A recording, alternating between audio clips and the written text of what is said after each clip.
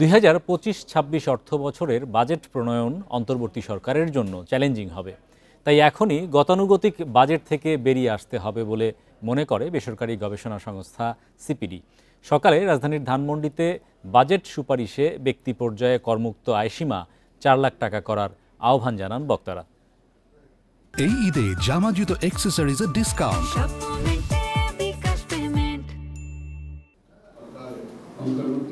জুলাই আন্দোলনের মাধ্যমে অন্তর্বর্তী সরকার গঠনের পর উঠে এসেছে অর্থনৈতিক দুরবস্থার প্রকৃতিচিত্র। আওয়ামী লীগ সরকারের অনিয়ম, দুর্নীতি ও লুটপাটে ভেঙে গেছে দেশের ব্যাংকসহ আর্থিক খাত। ভঙ্গুর আর্থিক খাত, বিদেশি ঋণ পরিশোধের চাপ এবং নির্ধারিত লক্ষ্যের চেয়ে 1,05,000 কোটি টাকা রাজস্ব ঘাটতি নিয়ে বিপাকে আছে অন্তর্বর্তী সরকার। 2026 অর্থবছরের জাতীয় বাজেট এমন একটা সময়ে প্রণয়ন করা হচ্ছে যখন বাংলাদেশ অর্থনৈতিক চ্যালেঞ্জের মুখোমুখি, যার জন্য এটা মোকাবেলা করার জন্য দূরদর্শী এবং সমন্বিত নীতিগত পদক্ষেপ নেওয়া প্রয়োজন। চলমান ভূ রাজনৈতিক অস্থিরতার প্রভাব রয়েছে বাংলাদেশে। সব মিলিয়ে গবেষণা প্রতিষ্ঠান সিপিডির শঙ্কা, সহসায় নিয়ন্ত্রণে আসবে না মূল্যস্ফীতি। হতদরিদ্র মানুষের জন্য প্রত্যক্ষ সহায়তা বাড়ানোর সুপারিশ সিপিডির।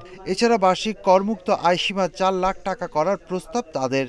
বাণিজ্য, শিল্পনীতি এবং সামুদ্রিক উন্নয়ন কৌশলের সাথে সামঞ্জস্যপূর্ণ একটা কর নীতি তৈরি করা যায় এবং সেই কর নীতিটা পরিকল্পনা এবং বাস্তবায়ন করা যায়, এরকম প্রাতিষ্ঠানিক দক্ষতা অর্জন করতে হবে। এবারের বাজেট রাজস্ব কাঠামোতে আমূল পরিবর্তন আনার সুযোগ রয়েছে বলে মনে করেন গবেষকরা। একই সাথে এবারের বাজেটেই উন্নয়নশীল দেশের চ্যালেঞ্জ উত্তরণের কৌশল নিতে হবে সরকারকে। আমরা কিন্তু কাস্টমস ডিউটির বাইরে এমন কোনো ডিউটি আমরা দিতে পারবো না যেটা নাকি আমাদের স্থানীয় উৎপাদকদেরকে আমরা সেটা নিচ্ছি না তাদের কাছ থেকে। বাজেটে কমাতে হবে জ্বালানি খাতের ভর্তুকি, বাড়াতে হবে স্বাস্থ্য ও শিক্ষা খাতের বরাদ্দ, এমনই পরামর্শ সিপিডির।